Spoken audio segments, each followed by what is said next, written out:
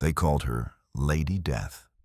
In less than 2 years, Lyudmila Pavlichenko removed 309 men from the battlefield, not out of hatred, but out of duty.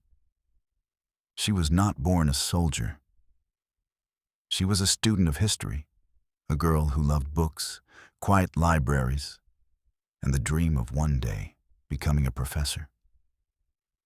But when the world caught fire, she stepped out of the classroom and into history itself, holding a cold rifle and an unshakable calm. Lyudmila was born in 1916 in a small Ukrainian town, a quiet place of dust roads and fruit trees. From childhood, she was fiercely competitive. She refused to be just a spectator. At 14, she joined a local shooting club, not because she loved guns, but because she wanted to prove she could do what the boys did, and do it better. There she learned how to control her breathing, steady her aim, and stay perfectly still. Those simple lessons, learned in peace, would later define her survival in war. When the summer of 1941 came, Hitler invaded the Soviet Union. The world she knew collapsed overnight. Universities closed, streets emptied. The air itself felt different, heavy with fear.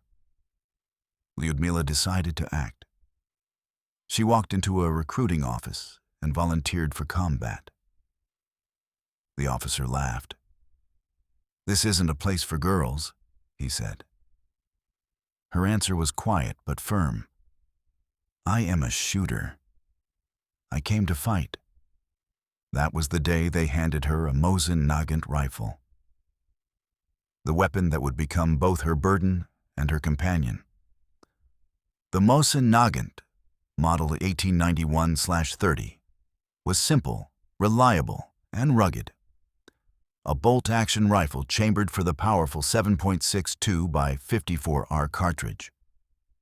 It wasn't the fastest or the most modern weapon, but it was built for the kind of war Lyudmila was about to fight. A war of mud, cold, and endurance. Many soldiers cursed its weight and its heavy recoil, but Lyudmila trusted it completely. She once said, "In the black cold of winter, when everything else freezes, my Mosin still breathes." Where others saw an outdated rifle, she saw a partner she could depend on. Silent, patient, and deadly precise. Unlike semi-automatic rifles that rattled with noise and recoil, her Mosin stayed quiet and steady. That silence mattered. It was her invisibility. A sniper's greatest weapon is not the bullet. It's the unseen moment before it. Being a sniper was not just about seeing and shooting. It demanded absolute patience, an understanding of the wind, the light, and the terrain itself. Lyudmila learned to blend into the earth, to crawl low, to cover herself with dirt, branches, or snow, to vanish in plain sight. Sometimes she would lie motionless for hours, even days, waiting for one perfect opportunity. Her discipline turned her into something more than a soldier. She became part of the landscape, a shadow guided by purpose. Her first real battle came in the defense of Odessa, on the Black Sea. The city was under siege, burning under artillery fire. Amid the chaos, she saw a German soldier through her scope. He lit a cigarette, a careless flicker of light. She inhaled once, held her breath, and pressed the trigger. He fell instantly. That night she wrote in her notebook, "Pulling the trigger isn't hard. Staying human afterward is." That was the night the student died, and the sniper was born. In Sevastopol, the war turned even more brutal. There, Lyudmila faced not only ordinary soldiers, but enemy snipers trained to kill people like her. These encounters could last for days. Both shooters would lie still, watching for the faintest movement, waiting for the other to blink. Once, Lyudmila waited 3 days before taking her shot. When she finally fired, there was silence. Then nothing. By the end of the siege, her confirmed tally had reached 309. The German army began to broadcast messages over loudspeakers. "Pavlichenko, surrender. We will make you an officer." She answered their offer with another bullet. In June 1942, a mortar explosion sent shrapnel into her face. Her combat days were over. For the first time since the war began, she was pulled away from her rifle.